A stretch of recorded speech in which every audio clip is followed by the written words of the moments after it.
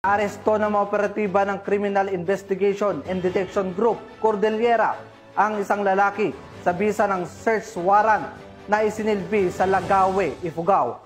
Police Master Sergeant J. Ford Junicio sa balita. Matagumpay na isinagawa ng pinagsanib na puwersa ng iba't ibang unit ng kapulisan ang Uplan Paglalansag Omega na kumpanya laban sa loose firearm ng Criminal Investigation and Detection Group sa bayan ng Lagawi, Ifugao nito lamang Setyembre 9 taong kasalukuyan.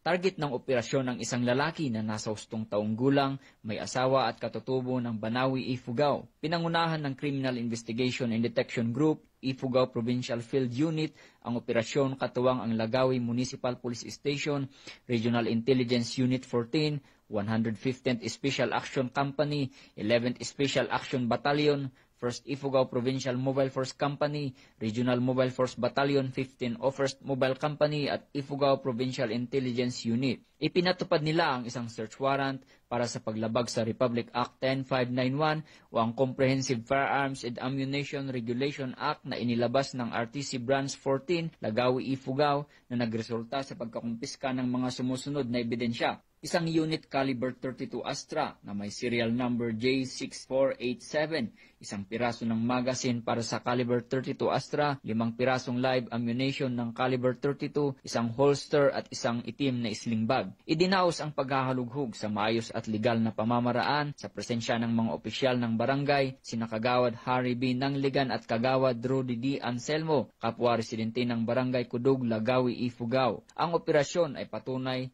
ng pagpapatuloy ng kampanya ng kapulisan laban sa iligal na armas bilang bahagi ng mas pinaigting na kampanya para sa seguridad at kaayusan sa buong lalawigan ng Ifugao. Mula dito sa Police Regional Office Cordillera, home of the most disciplined cops, ako ang inyong PNN correspondent, Police Master Sergeant J. Ford Junicio, alagad ng batas, tagataguyod ng Balitang Pulis.